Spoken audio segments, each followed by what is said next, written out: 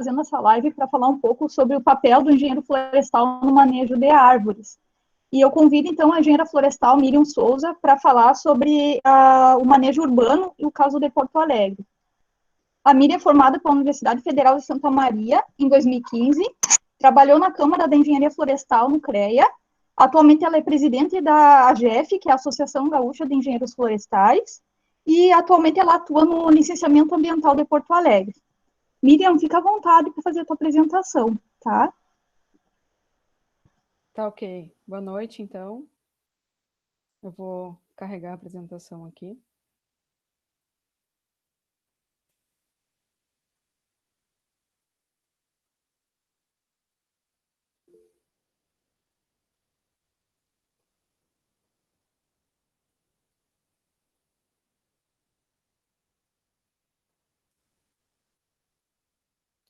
Tá aparecendo para vocês aí em tela cheia? Tá aparecendo. Tá. Porque para mim não aparece. Será que é normal? É normal, né?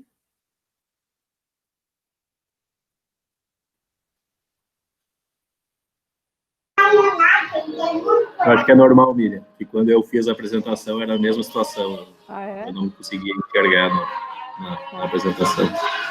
Então vamos lá. Vai ter que ver no teu computador mesmo. Sim, sim. Eu tô com duas telas aqui daí, tá. Eu vou ter que...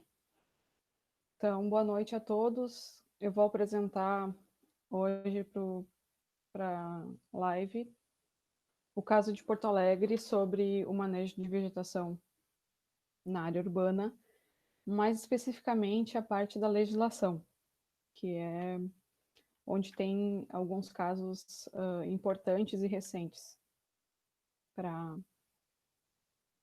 mostrar.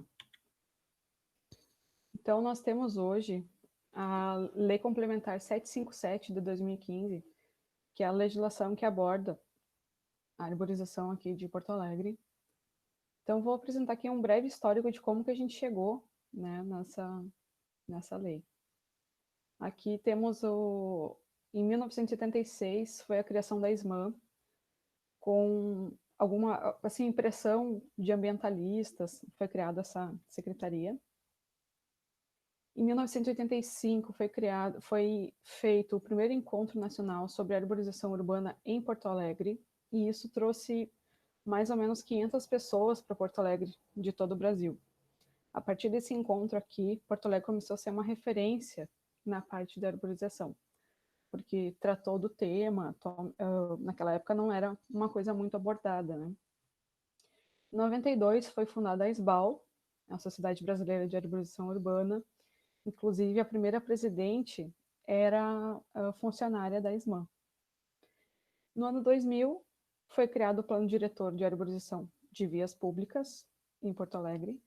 Nessa época aqui, nessa década, se tinha mais intensificado o plantio de nativas, porque antes disso, o pessoal plantava mais as exóticas. Naquela época se tinha poucos viveiros, e os viveiros tinham 4, 5 espécies, a maioria exótica.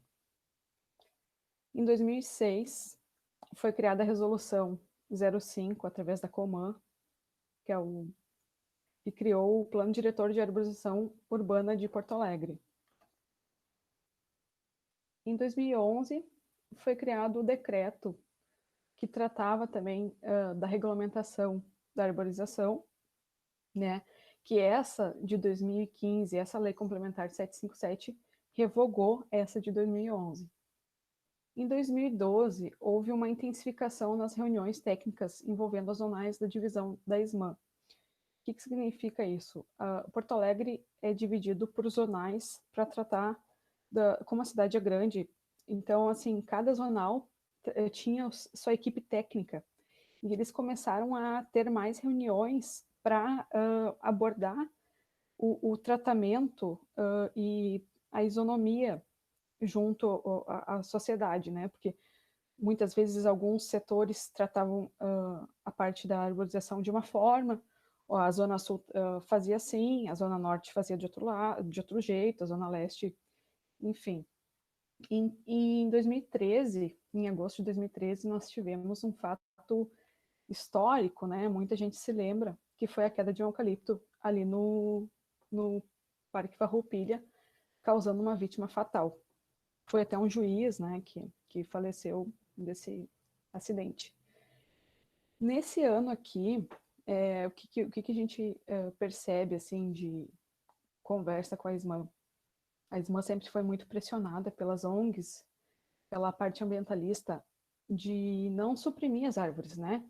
Sempre teve a gente tem o pessoal que não tem conhecimento técnico, sempre tem o apego às árvores, e não percebe que o manejo é importante para manter a saúde delas, né? Então aqui foi uma quebra de paradigma, porque o pessoal começou a perceber que, opa, peraí, tem que manejar, tem que suprimir aquelas que não estão sadias, tem que fazer a poda, né? Transplante, enfim.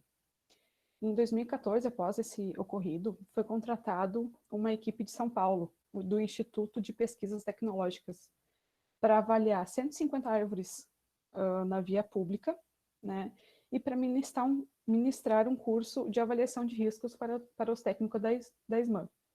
Eles trouxeram equipamentos tecnológicos que aqui na época não se tinha. Então, em 2014, chegamos daí então na aprovação dessa lei complementar, que hoje, resumindo, ela é dividida por seções, desde as compensações ambientais até o certificado de compensação por transferência de serviços ambientais. Esse fato aqui, da seção 2, é um fato novo que veio com essa lei, não existia antes, porque você consegue pagar a supressão por taxas de compensação, por número de mudas que vão ser suprimidas. Antes, o proprietário que gostaria de fazer uma supressão, ele tinha a compensação da seguinte forma: eu não posso, eu preciso tirar tal vegetal para fazer uma obra, enfim, só que eu não posso plantar mais de uma, por exemplo. Então, ele era autorizado a plantar na via pública, né? Só que isso causava um transtorno, porque você não tinha um padrão. Você não tinha uma padronização de como que aquela pessoa ia plantar. E também acarretava em muitos quesitos que não eram atendidos. Então, essa foi uma forma de simplificar e melhorar, né? Otimizar essa parte. A seção 3 trata do termo de compensação ambiental, que é o documento que você adquire da SMAN depois da aprovação do teu laudo. A parte, a seção 4ª é da supressão. Peraí que eu tive um probleminha aqui na minha tela. Segue a seção 5ª, transplante, poda, né?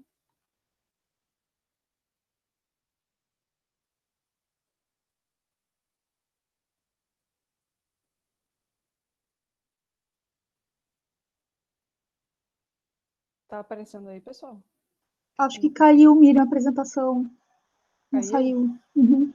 Ah, tá. Perdão.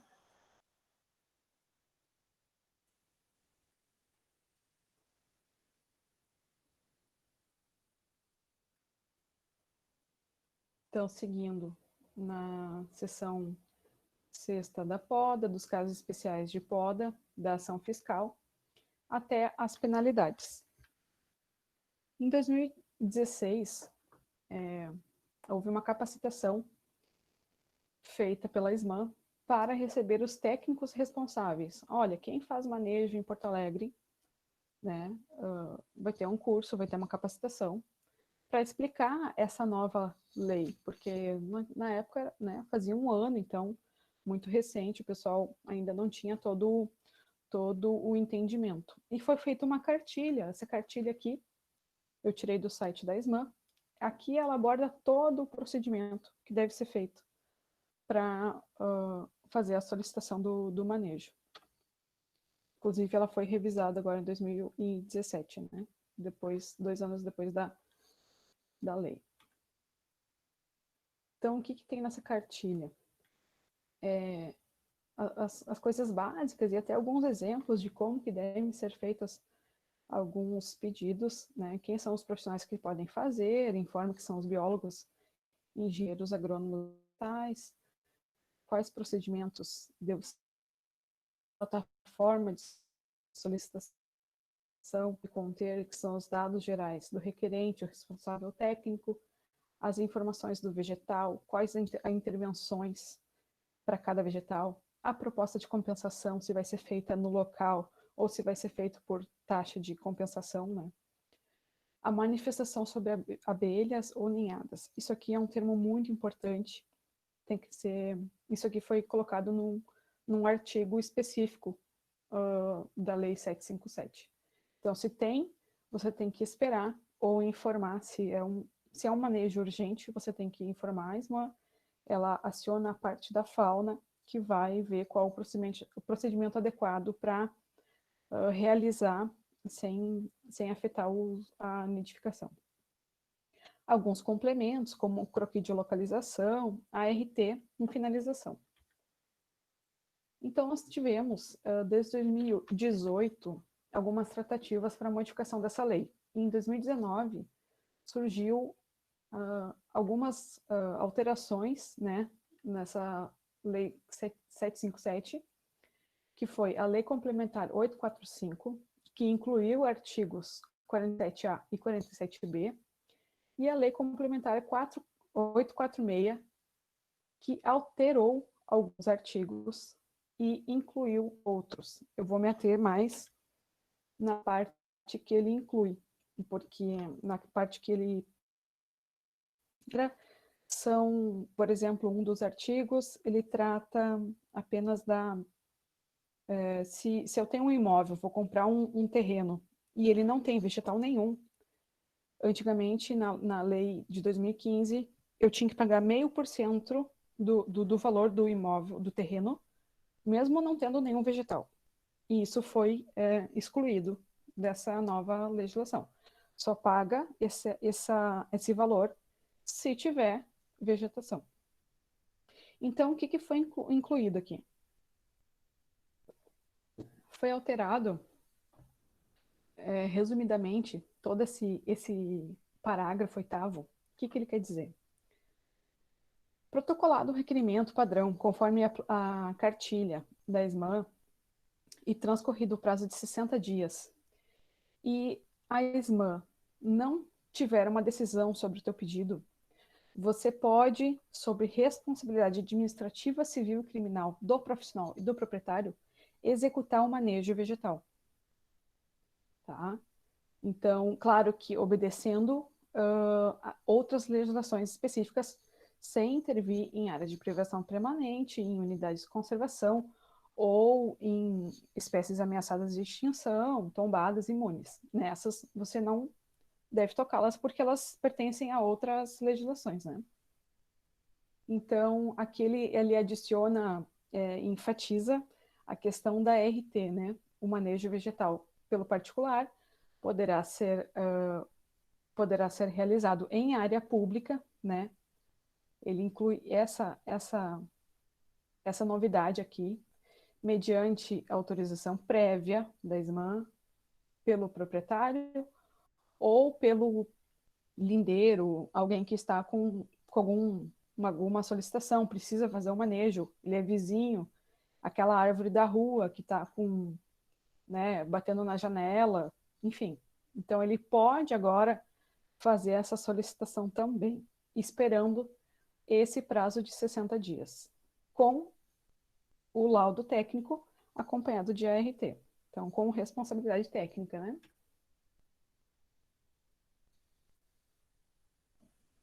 Aqui ele enfatiza quais os dados que a ART deve conter. Então, a nossa ART do CREA, ela praticamente tem todos esses dados. Na ausência, então, no parágrafo 11º, ele coloca o seguinte: na ausência da manifestação e transcorrido o prazo de 60 dias, a contar do protocolo, o manejo poderá ser executado pelo particular. Isso aqui em relação à área externa, tá? Para a seção 5ª, sobre o transplante, ocorre a mesma alteração. Só muda o artigo, os parágrafos são os mesmos, então seguem as mesmas alterações da seção de supressão.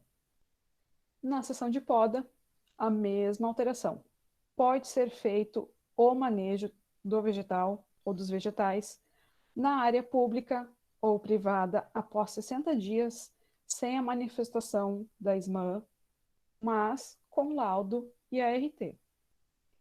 Aqui foi alterado o parágrafo 1º do artigo 15º, que ele coloca que a poda não está sujeita à compensação ambiental, exceto se houver a morte do vegetal.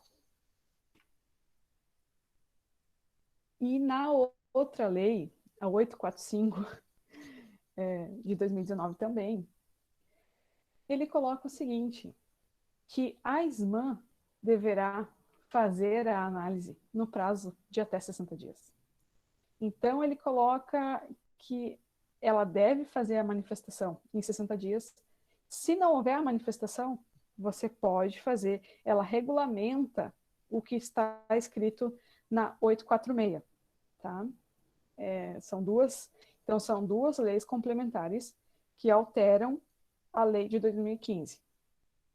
Aqui, o que nos chamou a atenção, enquanto entidade de classe, a AGF, nos casos em que uma espécime localizada em área pública ou privada oferecer risco de dano iminente,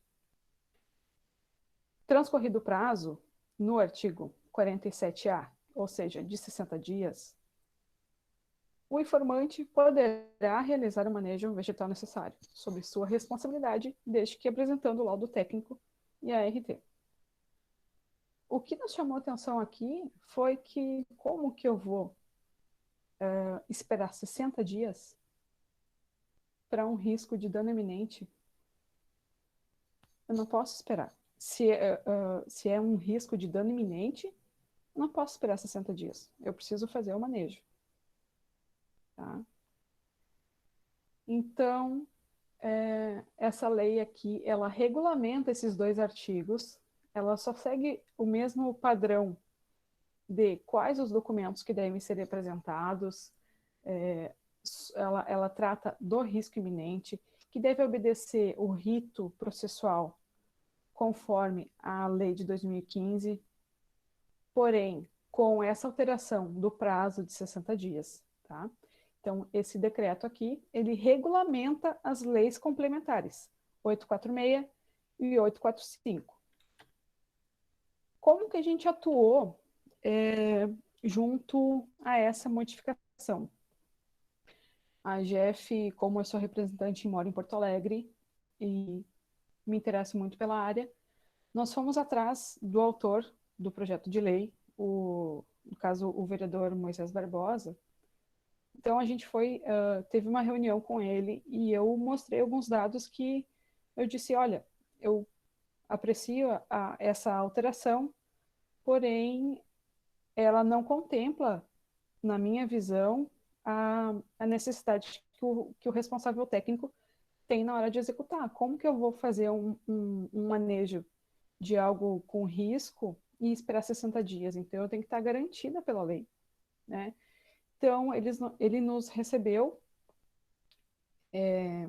eu fiz algumas sugestões e foi marcado, então, uma reunião com a Secretaria do Meio Ambiente, em que explicitamente foi revisado os prazos concedidos para manejo em caso de risco iminente, e saiu um novo decreto alterando o anterior, que ele regulamenta o artigo 47A e 47B, porém, ele não coloca o prazo de dias para executar. Tá? Então, isso nos deu mais autonomia, responsabilidade, mas também garantia jurídica, né? Que eu posso fazer sem estar incorrendo em alguma coisa ilegal. Aqui está o artigo, desse novo decreto, né, ficam regulamentados o artigo 47A e 47B em área pública, sem prazo para realizar o manejo emergencial. Aqui ele coloca que deve ser um processo eletrônico, conforme todos os outros, né? Você não deve achar, então, que essa legislação, por ela dar a possibilidade de executar o manejo na área externa, que você não deve fazer o rito processual que você faz para a área interna.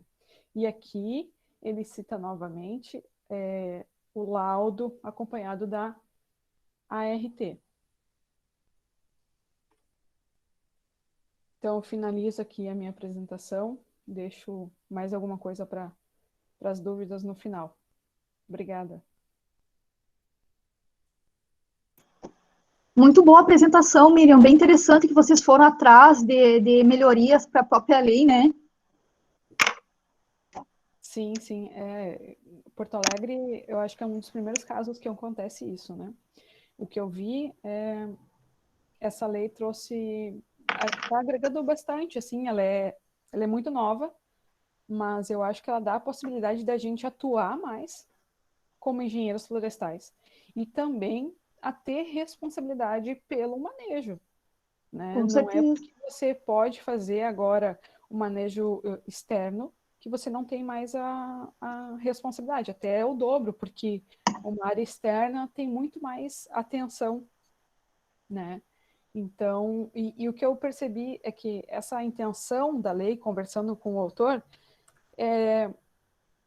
a prefeitura, a gente sabe que a parte econômica dos gestores, do município, estado, país, né, como um todo, a gente vê assim que a gente está com muita retenção de gastos. O que eu vi nessa lei é que quem pode, paga para poder executar. Olha, eu tenho o condomínio, eu tenho como pagar um engenheiro florestal, uma equipe técnica, eu contrato, eu peço para ele fazer o laudo, esperar o prazo, né, se não for risco iminente, e eu vou lá e pago. Assim, a secretaria pode atender a população que não pode pagar. Eu vejo isso até como um lado social dessa lei. E tu acha que essa modificação que foi feita para que permita esse manejo feito pelo próprio cidadão, junto com o responsável técnico, foi positiva ou foi negativa? Eu acho positiva. E sabe por quê? Se a gente for ver, o pessoal que faz ilegalmente o manejo, eles não tinham como fazer legalmente. Uhum. Se eu tivesse uma árvore caindo na frente da minha casa, eu faço um protocolo na SMAN, né? O cidadão leigo, que ele não está ciente de que se ele fizer é um crime, ele vai lá, vai fazer o serviço sem responsável técnico, faz de qualquer jeito, faz modo amiguelão, né, como se diz. Então, assim, hoje a gente diminuiu a possibilidade de socorrer. Porque se ele for pego fazendo isso, é um crime, ele vai ter que responder multa, ele vai ter que responder. Hoje, ele pode fazer o manejo e ainda sair tranquilo, porque ele tem a responsabilidade civil, mas ele está contratando um profissional para fazer. E está dentro da lei. Então, eu acho positivo assim. Assim, a gente consegue atender mais as populações carentes, que não podem pagar, né? Porque na lei até no site da SMAN está escrito quem é baixa renda tem um formulário para preencher quando solicita um manejo. E esse formulário ele vai para um cadastro específico. Quem é baixa renda tem prioridade agora e sobra, digamos, mais técnico para poder responder esse pessoal, né? Então eu acho positivo, sim. Muito bom. E, na tua opinião, o caso de Porto Alegre pode ser usado em outros municípios, por exemplo, Santa Maria, municípios de bastante população, né? Isso que tu falou, Karina, acho que é importante. Com grande população, sim. Eu acho que em cidades pequenas não é o caso, mas a gente vê que a demanda nas grandes cidades é muito maior, né? Então, eu acho que é de pegar o caso de Porto Alegre e até melhorar. Porto Alegre, eu acho que a lei pode até ficar melhor, né? Acho que é só um começo para a gente modificar. Ainda que a gente está participando da entidade de classe, a gente pode atuar junto, né? Dependendo de quem nos recebe com uma coisa positiva, com um auxílio, né? Então, eu acho que pode ser eficiente, sim. Por isso que é importante a gente estar atento, né? Quem é que trabalha na prefeitura, como é que a gente pode ajudar, algum vereador, que nem tu falou, tu foi lá, correu atrás. É importante a gente estar ativo, né, como cidadão também. Exato. Eu cheguei para ele e falei, olha, vereador, eu gostei muito da sua proposta. Para a nossa associação, é assim um case, digamos assim, porque isso traz muita demanda de mercado. Eu acho que os engenheiros florestais de Porto Alegre, nem todos sabem de como é o procedimento. Inclusive, no começo do ano, eu enviei para a Secretaria do Meio Ambiente, olha, precisamos fazer mais uma capacitação. Assim como foi feita em 2016, após a lei de 2015, nós precisamos fazer uma capacitação e a AGF está aqui para ajudar a divulgar, a trazer o pessoal, enfim. Mas daí, com a pandemia, a gente não conseguiu dar continuidade nessa proposta aí. Mas fica a sugestão, né, para eles lá. Então, muito obrigada pela tua apresentação, foi muito boa, muito enriquecedora.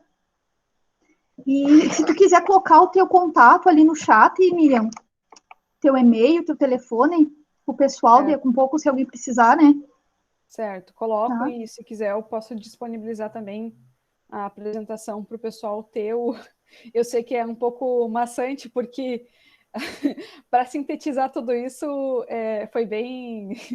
foi um quebra-cabeça, porque foram muitas leis e muitas atualizações, Sim. mas ali tem todas elas e tem assim as principais modificações, né? Se quiser a gente pode mandar aí para quem quiser, é só pegar o e-mail depois. Eu vou mandar aqui no chat, então. Obrigada.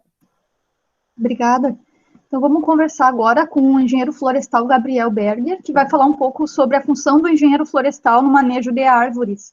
O Gabriel é formado em 2003 pela Universidade Federal de Santa Maria, possui especialização em estatística, é mestre em manejo florestal e é engenheiro de segurança do trabalho. Ele atua desde 2007 como responsável técnico de equipes de manejo florestal. Boa noite, Gabriel. Tu pode falar um pouquinho para nós sobre o teu caminho, como tu chegou até aqui, o que tu passou, as tuas experiências? Boa noite, Karina. Obrigado pelo convite. Estão conseguindo me enxergar, me ouvir bem? Sim. Sim? Beleza. Então, eu me chamo Gabriel, sou engenheiro florestal, né, formado na nossa querida UFSM, nossa querida Santa Maria, desde 2003.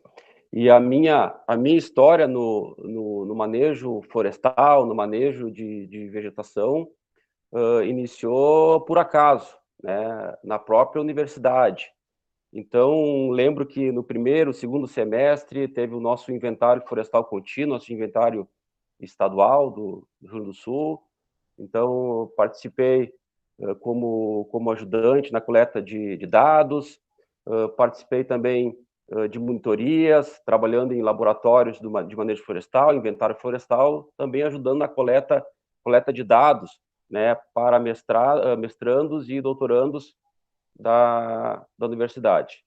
Me formei em 2003, né, e tive a oportunidade de seguir dentro da universidade, fiz então mestrado em manejo florestal e aproveitei também e concluí a minha especialização em estatística. Em meados de 2007, surgiu uma oportunidade de um trabalho, né, digamos, de carteira assinada, que naquela época, né, era uma fissura, né, para um profissional. Então, eu não pensei duas vezes e então comecei a trabalhar nessa empresa. Então, uma grande empresa, onde eu atuo até hoje, né, só que na qualidade prestando assessoria na manutenção, né, de redes de distribuição de energia elétrica. Então, lá em 2007, início de 2008, então eu literalmente eu caí nessa atividade, né, de manejo, de acompanhamento ambiental, literalmente eu caí de paraquedas, né? A minha experiência que eu tinha do manejo florestal, né, era a vivência em campo, né, tá 8 horas por dia no meio do mato, no meio da floresta, né, fazendo análise da vegetação, mas não trabalhar com supressão, não trabalhar com poda de árvores, né, não trabalhar, por exemplo, com avaliação de árvore de risco. Então, para mim, foi uma experiência extremamente nova, né, só que, ao mesmo tempo, eu tinha que comandar, né, eu tinha o meu comando inúmeras equipes de poda, e, porventura, eu não sabia, por exemplo, o que era crista e colar, né? Que hoje é uma estrutura, são as estruturas responsáveis por cicatrizar a lesão ocasionada por uma poda. Eu não sabia, por exemplo, ligar a motosserra, né? Então, tudo isso eu estava no ambiente, né, onde eu gostava de trabalhar, mas não tinha o mínimo de conhecimento. E isso, o pessoal me questionava, me perguntava: Gabriel, e agora, o que a gente faz? Como é que eu podo essa árvore? Essa aqui eu corto, eu podo, preciso de licença, né? O meu equipamento é adequado, não é adequado? Tudo isso eu não sabia, e isso começou a me incomodar. Então, a partir daí, né, apesar de ter a formação técnica, né, ter a orientação didática, né, teórica da universidade, mas a parte prática eu não tinha. Então, a partir daí, eu comecei a buscar, né, a buscar conteúdo, a buscar cursos de aperfeiçoamento. Então, eu tive chance de fazer curso na Steel, eu tive chance de fazer curso na Husqvarna. Então, tudo isso foi me, digamos, me dando bagagem, né, para que, a partir daquele momento, eu conseguiria, de uma maneira mais clara, mais objetiva, estar auxiliando, né, esse pessoal em campo. Então, a minha expertise, né, a minha experiência, o meu foco, o meu nicho de trabalho é especificamente manejo de vegetação em redes de distribuição de energia elétrica, tanto a área urbana quanto a área rural. E nesse caminho, né, de 2007 até os dias atuais, né, nem tudo foi fácil. Então, o aprendizado, né, eu senti, digamos, na carne o que é não estar preparado para exercer a atividade, né? Literalmente, eu aprendi da pior maneira possível, né? Mas venci, né? Caí muitas vezes, levantei e segui adiante. Então, só para vocês compartilhar com vocês, por exemplo, eu, né, engenheiro florestal Gabriel, já fui condenado por crime ambiental. Né? Quando a gente, por exemplo, ouve, né, algo nesse sentido, né, soa meio estranho, né? Como um profissional, né, não teve esse cuidado, né? O que aconteceu para a gente, digamos, infringir a legislação, né, a lei dos crimes ambientais?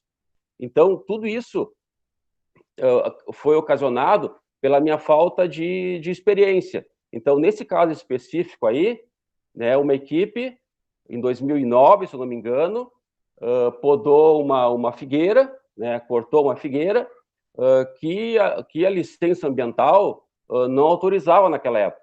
Né? Naquela época, nós tínhamos que pedir uma licença específica para a prefeitura, se ela já tivesse atribuição de licenciamento, ou para o Estado. E a equipe, não sei se for por não saber identificar se aquela espécie era uma figueira, né, ou não sentiu confiança, por exemplo, em fazer contato com o responsável técnico, e acabou fazendo o serviço por conta. Né? Acontece que deu uma denúncia, o morador foi na prefeitura, a prefeitura fez uma vistoria, entendeu que ele foi cometido um crime ambiental e encaminhou o processo para o Ministério Público. O promotor público acatou e ofereceu denúncia para o juiz, né? E o juiz concordou e, né, a partir daí você sabe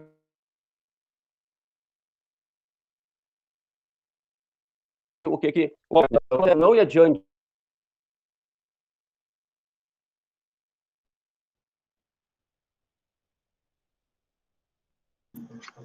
Gabriel, deu uma travada na tua apresentação. Deu uma travada na tua apresentação, tu pode repetir para nós? A última parte ali que tu falou. Do crime ambiental? Isso, ali na parte... Isso que tu teve que ser, tu foi chamado pelo Ministério Público? Isso, né? Daí, então, a prefeitura encaminhou esse processo, né, essa autuação para o Ministério Público. O Ministério Público aceitou a denúncia e encaminhou para o juiz, né? Então, para o processo não seguir adiante, então a gente fez um acordo, né? Eu, então, durante 2 anos, eu tinha que me apresentar a cada 2 meses no fórum, né? Assinar uma listinha de presença dizendo, ó, o Gabriel está aqui. Então, passado esses 2 anos, né? Então, digamos, se encerrou o processo, então a vida continuou, mas é algo, digamos, que com certeza nenhum profissional quer, porque tu é tratado, né? Ali tu é como se tu é um bandido, né? Enquanto não atender toda a parte legal, né? Tu tá, digamos, infringindo a legislação. Então isso foi muito, digamos, foi muito chocante para mim, né?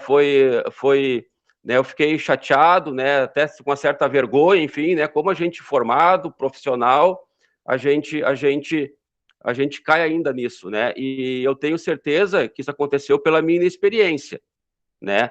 Então, isso foi um dos pontos, né, digamos, positivos para fazer a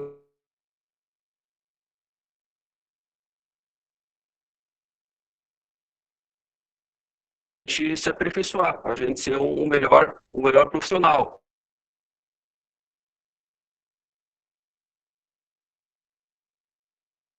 Deu uma travada de novo, Gabriel.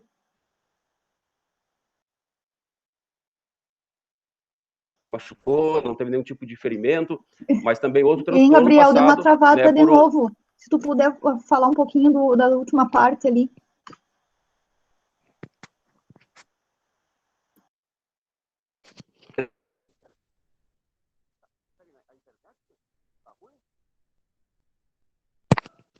Melhorou agora? Eu não consegui ouvir teu áudio um pouco, mas agora voltou. Melhorou? Tá. Melhorou. Então, não, essa questão do caminhão, né? Então também é outra particularidade que o responsável técnico ele participa, né? Então estava com a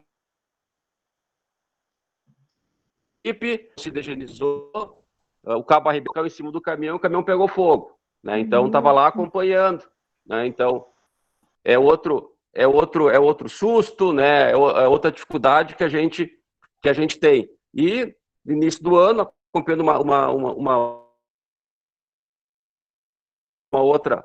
atividade interior, essa equipe estava percorrendo a rede para verificar onde é que estava o problema da falta de energia elétrica e chegou numa comunidade. A comunidade já estava 2 dias sem rede elétrica, sem energia elétrica, viu o caminhão da luz, pararam o caminhão e só falaram para nós assim, ó, vocês só vão sair daqui no momento que a rede elétrica, a energia elétrica.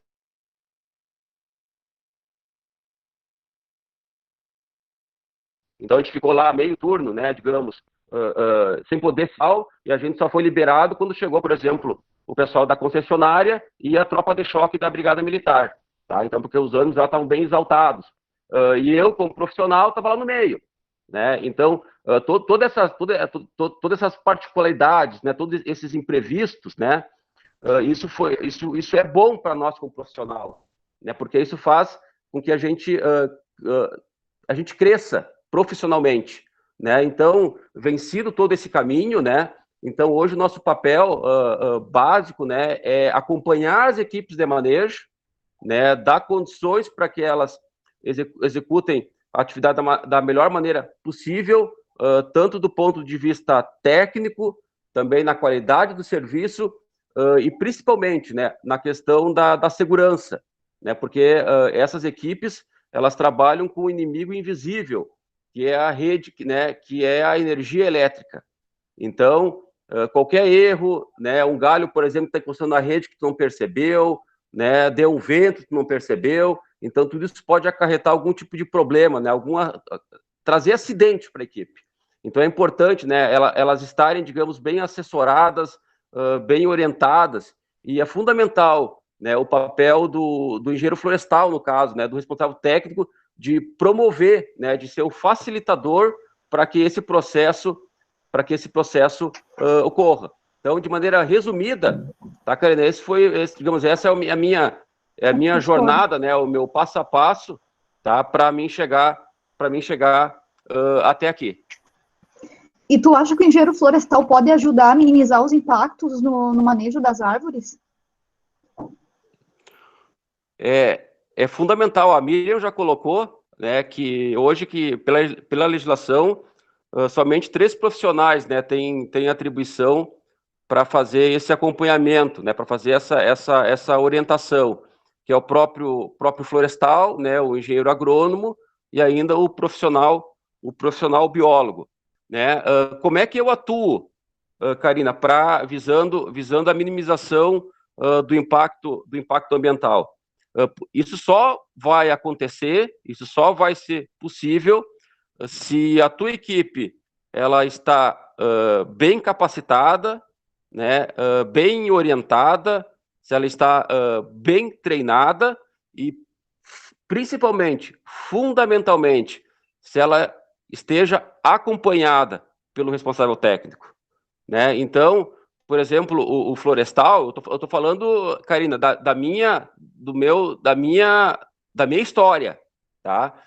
Eu vejo isso assim, ó, que o engenheiro florestal ele tem que estar presente em campo com essas equipes, né?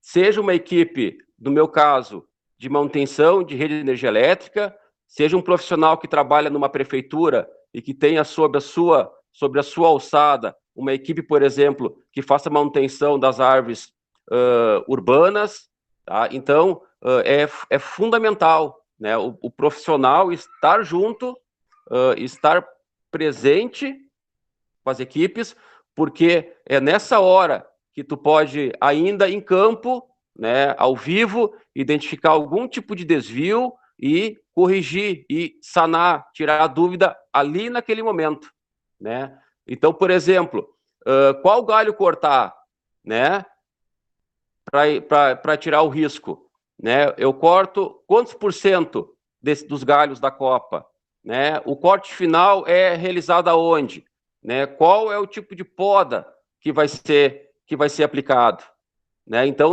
nós temos uma legislação muito vasta, né? Muito rica, né? Quanto nas informações que têm que ser aplicadas, e também, do outro lado, nós temos uma legislação muito criteriosa para quem comete algum tipo de desvio, né? Que eu passei, que eu vivenciei, tá? Mas é fundamental o engenheiro florestal estar em campo, né? A gente não tem como estar em campo todos os dias, né? Na minha qualidade profissional, né, eu não sou funcionário, eu tenho o meu próprio negócio, eu tenho a minha própria empresa, onde eu auxilio empresas que executam esse tipo de atividade. Então, regularmente, a gente está na empresa, a gente tá falando com diretoria, a gente está falando com gerência, a gente está falando com supervisão, a gente está falando com o pessoal da segurança do trabalho, e em outro momento a gente está em campo, né, acompanhando as equipes para que elas executem a atividade, né, da maneira mais consciente, da maneira mais responsável, da maneira mais tranquila, e principalmente da atividade da execução de uma atividade mais segura. Eu acho que assim é possível. O florestal tem todo o conhecimento, né, para fazer esse acompanhamento, porque no final, se der algum tipo de problema, né, vai estourar em quem? Né? É no responsável técnico que vai estourar, né? Não vai ser no encarregado, não vai ser no podador e não vai ser no diretor da empresa. Quem vai sentar lá na salinha do juiz, frente a frente, né, e dizer amém, é o Gabriel, é o engenheiro florestal, é a engenheira florestal, né? E tu só consegue controlar isso, né? Tu só consegue ter a equipe, digamos, unida com a participação do profissional, né? Com a participação do engenheiro florestal junto, né, acompanhando essas equipes em campo. Com certeza, isso ajuda até a minimizar alguns riscos, né? A questão ali do mínimo impacto, né? A questão da poda, né, ou da supressão, principalmente em área urbana, né? Às vezes o pessoal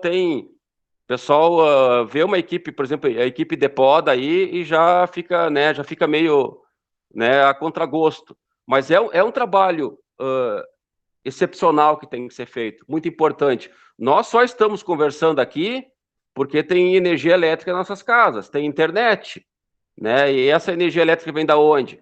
Vem lá da usina geradora, passa pelas linhas de transmissão, chega na subestação dos municípios e é distribuída para as redes de distribuição, né? Então, se essa rede, tá? Se essa linha de transmissão, se essa rede de distribuição, ela não estiver limpa, né? Quando eu falo limpa, não é desmatada, mas se ela tiver com alguma interferência, isso vai causar um dano no abastecimento, né? Então, vai ter o risco de faltar energia para o hospital, para um colégio, para as nossas casas. Qual que é o papel dessas equipes e qual que é o papel do profissional engenheiro florestal, responsável técnico?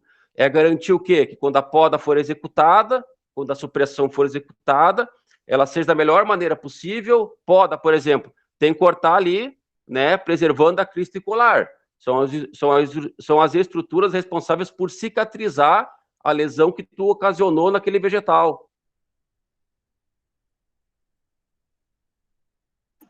Com certeza. E tu acha que uma equipe bem treinada pode minimizar riscos?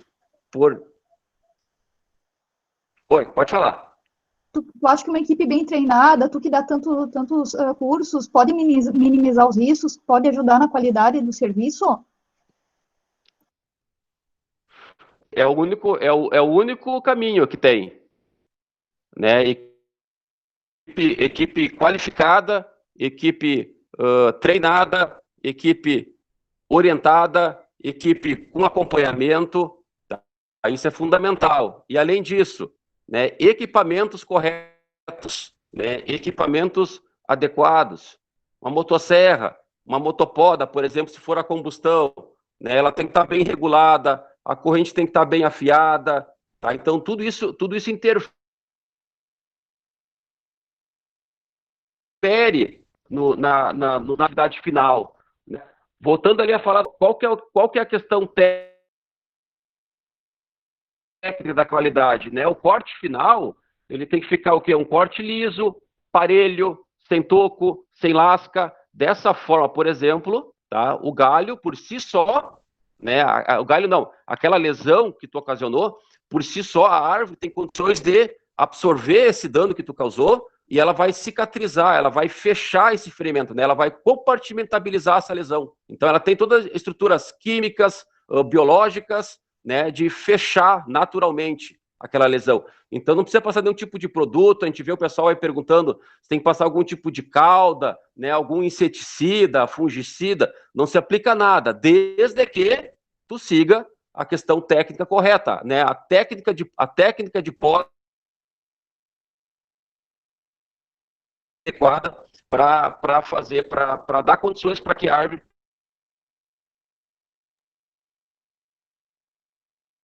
e com acompanhamento técnico do responsável.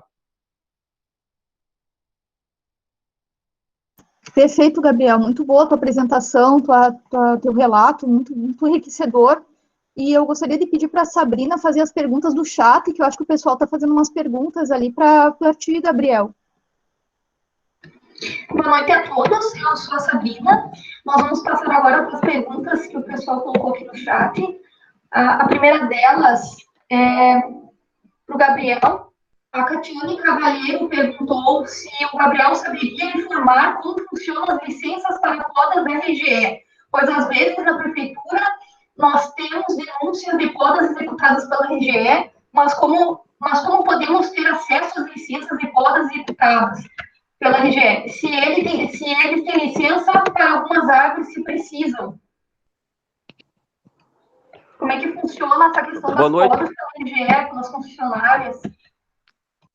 Tá. Boa pergunta. Boa noite, Catiane, tudo bem? Então, vamos lá. Hoje a RGE, tá? Ela possui duas licenças, tá? Duas licenças emitidas pela FEPAM, então são licenças estaduais, tá? Uma para cada região. É o mesmo documento, tá? Só o que diferencia, por exemplo, são as regionais, tá?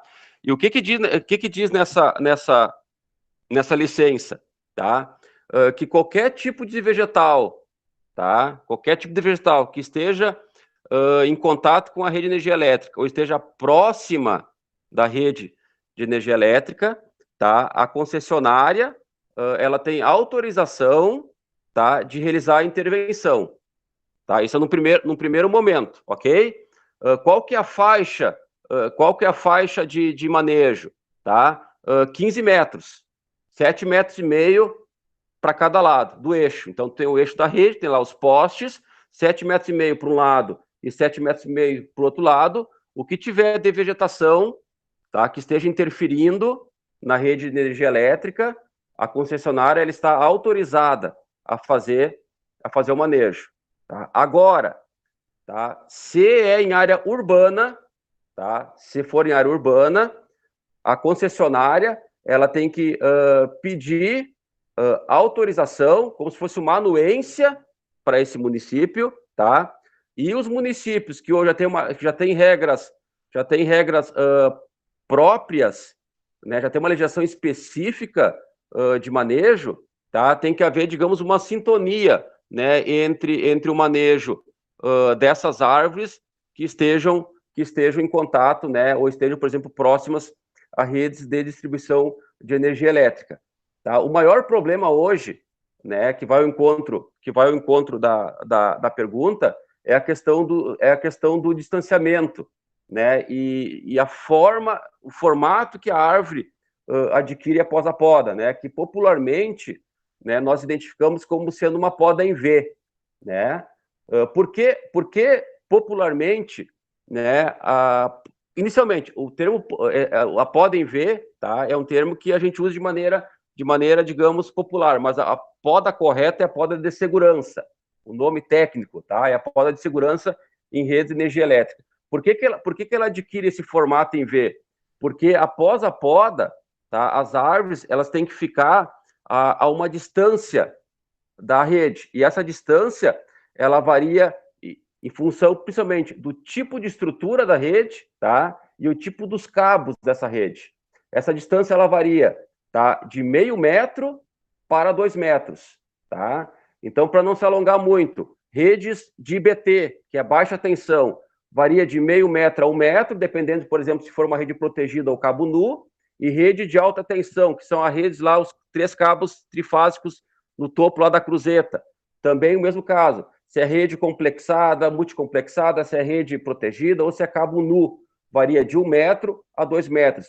Então, quando a equipe chega para fazer a poda e tem alguns galhos que estejam uma distância inferior a essa, tá? A concessionária ela tem direito, sim, tá, a fazer essa intervenção, tá? Porque a responsabilidade do manejo é da concessionária, tá? Só que distância, 2 metros. Às vezes a crista tricolar desse galho, que tem que deixar 2 metros, fica a 4 metros.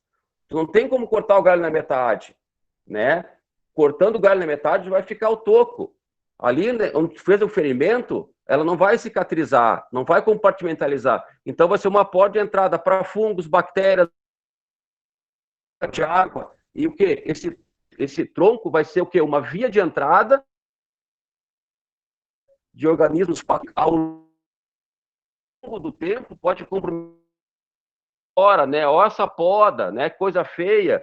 Concorda? É feio, né? Com certeza é feio, mas é a única poda indicada, correta e técnica para garantir a energia elétrica que chega para nós poder estar se vendo agora, tá? E também o quê? Garantir a estabilidade e a continuidade do desenvolvimento da árvore, tá? Basicamente é isso. Então a gente tem que, né? E é fundamental o responsável técnico nesse meio tempo aí, nesse convívio, porque diariamente, né? A gente chega para nós, né? Uma denúncia do morador, tem que ir lá conversar com ele porque foi feita essa poda, tem acessos, tá? De equipes tem, né? E aqui eu digo também das que eu acompanho, tem também. Isso em qualquer lugar, tá? Mas nosso papel o que é minimizar isso, tá? Porque primeira coisa é garantir o risco de desabastecimento, reduzir o risco de choque elétrico e, ao mesmo tempo, que dá condições que a árvore continue o seu desenvolvimento.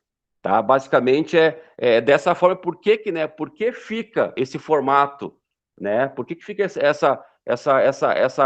digamos, essa característica dessa árvore, por exemplo, de formato em V ou formato Y, o nome que a definição que a gente queira dar, né, é a chamada poda de segurança, né, é a única técnica viável e correta, vou ser repetitivo, para conciliar a energia elétrica que chega na nossa casa e que dê condições para que a árvore continue o seu desenvolvimento. Como é que se faz isso?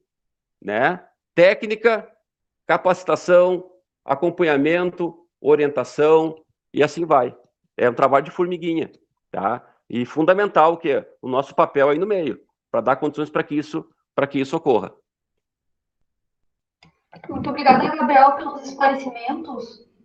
Aqui a gente recebeu mais uma pergunta, que é do Edilberto Quadros. O Edilberto pergunta: o plano de arborização poderá ser planejado e executado para a área rural? Miriam, será que tu gostaria de nos esclarecer um pouco sobre os planos de arborização? Eu não entendi a tua pergunta. Os planos de manejo, planos de arborização, poderão ser planejados e executados para a área rural? Ou aqui eu acho que o Gilberto quer dizer que só seria a área urbana, mas a área rural também existe nas cidades, né? O que tu acha sobre isso? Olha, eu acho que plano de manejo daí compete a FEPAM e aí convênio Mata Atlântica, né? Rural. A não ser que tu esteja falando de paisagismo rural. Eu acho que é plano de arborização mesmo. Plano de arborização, que seria. Não conheço.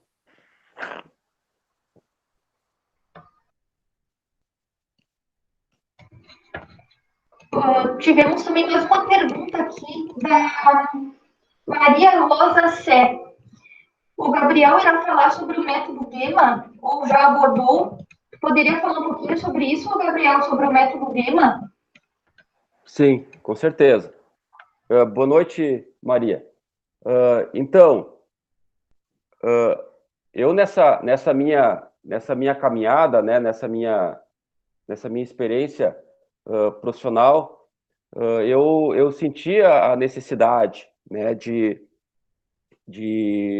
compartilhar um pouquinho, né, do meu conhecimento, né, e além disso, estar alcançando o maior número de profissionais, né, capacitando o maior número de profissionais referente à qualidade na execução do manejo de árvores, né, volto a dizer, manejo da vegetação, manejo urbano, manejo rural.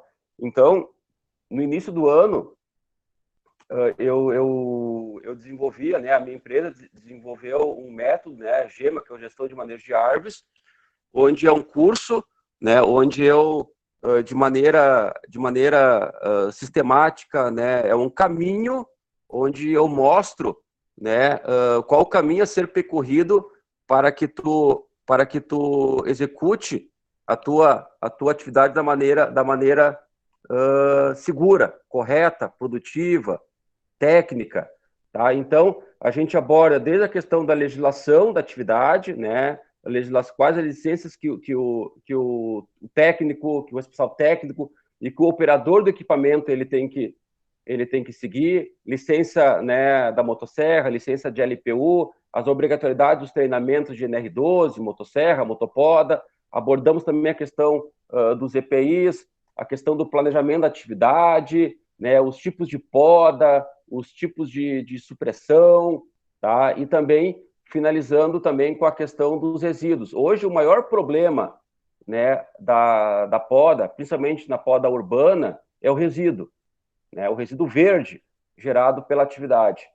Né? Tem municípios hoje, por exemplo, tá, que não tem um local, né, licenciado para descartar esse material. tá? E aí, o que tu faz com esse, o que tu faz com essa poda? Então isso previamente, né, tem que ser planejado, tem que ser programado. Vou podar aquela ou essa árvore, vou cortar essa ou aquela árvore. Ok, fiz o serviço, fiz a atividade. Para onde eu coloco agora esse material? Né? Para onde eu descarto? Né? O que eu faço? Eu posso processar?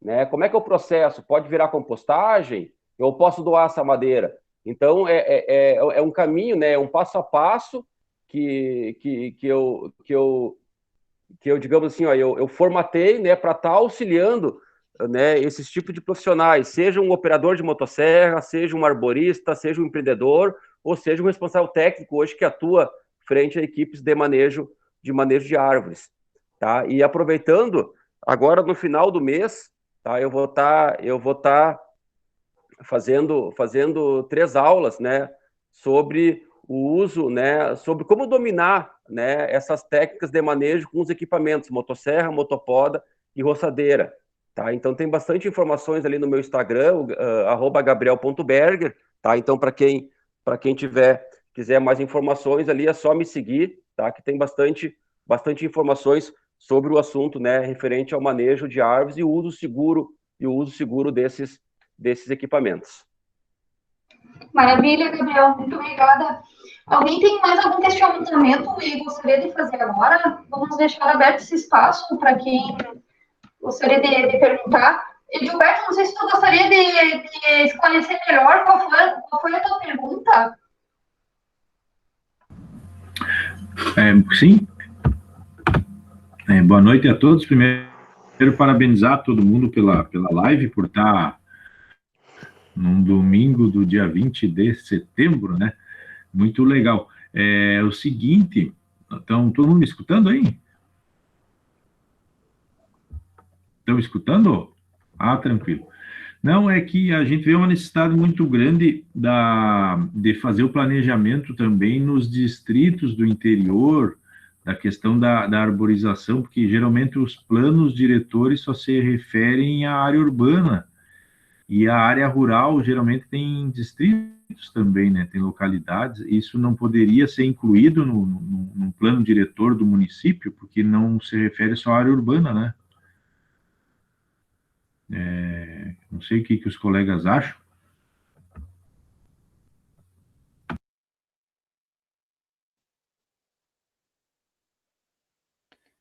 Tu diz, Gilberto, na parte distritos, mas não área rural, é isso?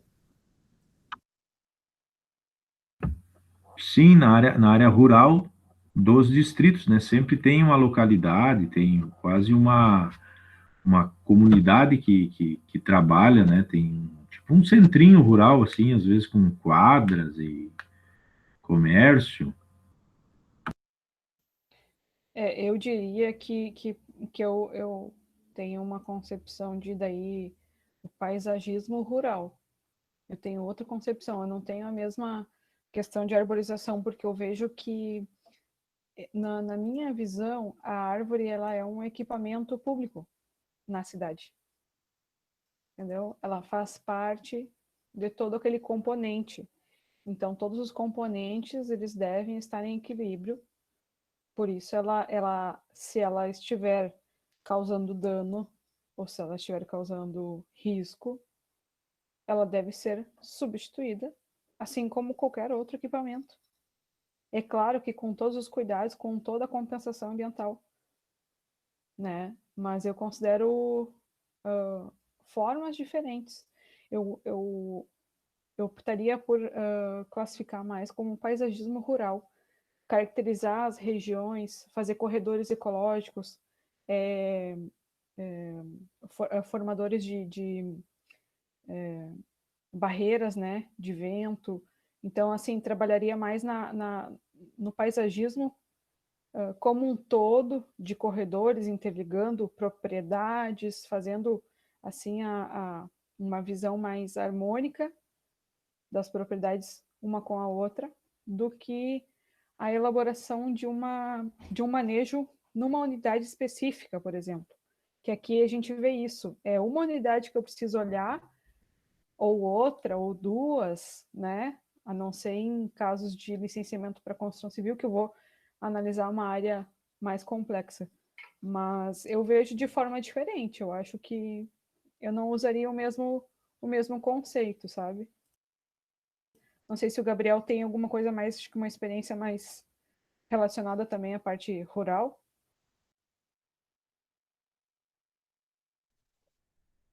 Então, na verdade,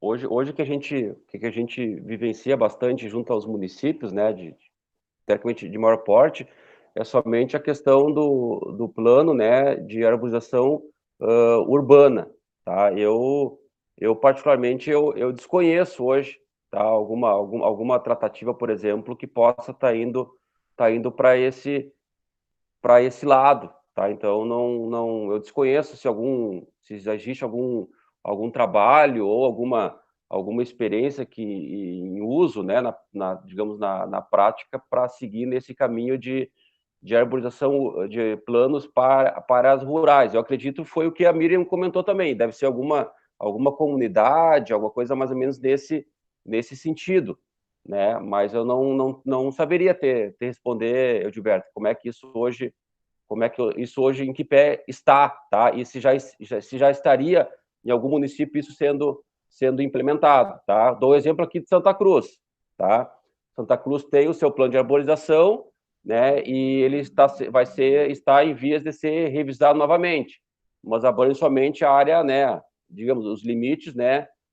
Territoriais da área urbana.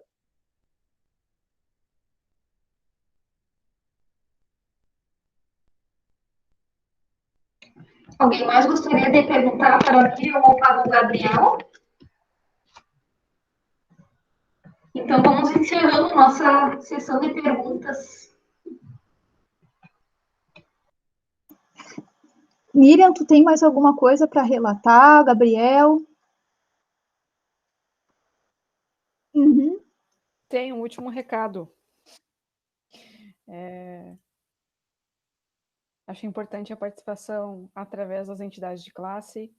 Quem não for, se associe, procure a entidade de classe que represente a sua profissão, a sua região. Nós temos um papel fundamental, sim, apesar de ver com olhos, como se diz, pouco, mas atrás de cada associação a gente tem pessoas que estão buscando melhorar a nossa profissão, né? No nosso caso, engenheiros florestais. Às vezes a gente está num passinho de formiga, mas cada passo que a gente dá já ajuda um monte, assim. Como eu estou nessa primeira gestão na presidência, eu percebi isso. Então, cada ato de benevolência, assim, é um pouquinho que tu doa para a entidade, é muito, sabe? Desde uma publicação, desde uma informação, desde uma atualização na lei. Quanto mais a gente for crescendo, mais papel a gente vai assumindo. E o caso de Porto Alegre foi um só. A gente pode muito mais que isso. Nós interferimos com a ajuda da Sabrina, principalmente, que fica de olho nos editais de contratação de profissionais do meio ambiente, sobre a contratação de engenheiros florestais, nos concursos. Nós temos atuado, apesar, como eu falei, passos de formiga, sim, mas a gente está fazendo, então a gente não pode desistir. E, lembrando, dia 1º tem eleições do CREA, para a presidência do CREA, diretor da Mútua e presidente nacional do CONFEA. Participem, votem, a gente está ajudando a construir aquilo que nos representa e aquilo que resguarda nossos direitos e as nossas obrigações como profissionais. Tá bom? Obrigada pela atenção. Boa noite. Se cuidem. Obrigada, perfeito, Miriam. Posso? Gabriel, tu tem alguma coisa para dizer? Finalizar? Tem. Eu queria só aproveitar os 15 que estão aí, né, que bravamente, né, iniciaram e ficaram conosco até o final, né? Muito obrigado. né, e o que eu relatei ali no início, né, não tenho vergonha nenhuma de dizer, eu acho que isso aí, né, só me tornou um profissional melhor, né, mais capacitado, mais preparado, né, para encarar as adversidades do trabalho, né? Isso aí para mim está claro, isso aí ninguém tira de mim, então é bola para